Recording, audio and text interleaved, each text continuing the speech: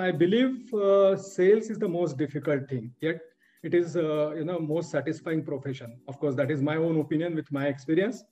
Why is it difficult? Because your success or failure depends largely on others. It's not something that you have to do by yourself alone.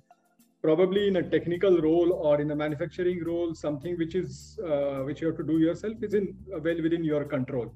But when you depend upon others for your success, it makes it little more difficult. So convincing anyone, for that matter, to buy your product or service requires a good blend of technical knowledge about the product or about the service.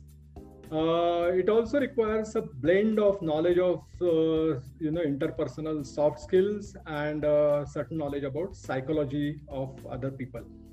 Your organization's very existence, I believe, depends upon your selling skills, and therefore it makes it more important function which is full of responsibility. I mean, if a sales team is not performing, then nothing will start. Everything, all the business starts with having done sales. So having said that, I think that for the sales pitch to be effective, a few things are required.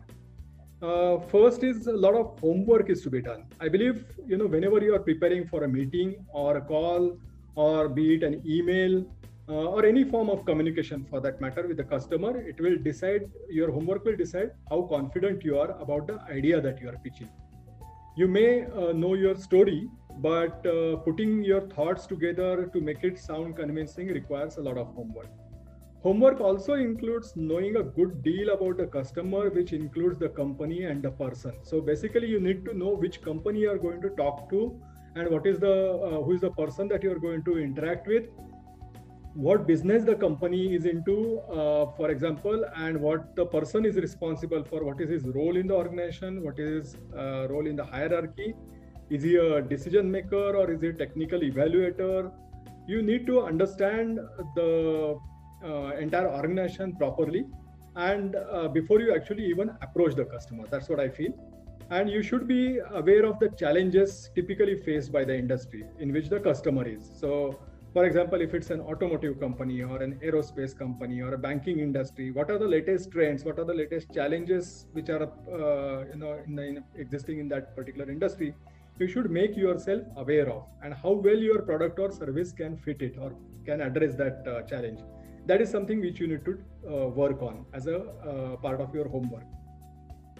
Second requirement is basically how to handle objections. So customers who are asking questions indicates that they are interested in the meeting that you are having. So it means that he's likely to be your customer. He's likely to buy your wares if your story sounds very convincing. So handling objections satisfactorily is the first step to any successful sale.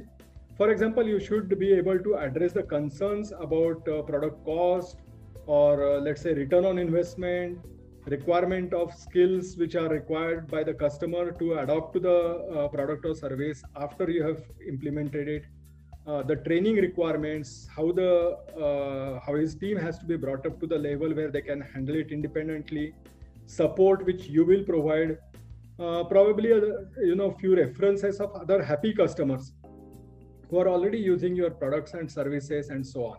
So that is the kind of objection handling that is expected in order to be successful in your sales call or in a sales pitch.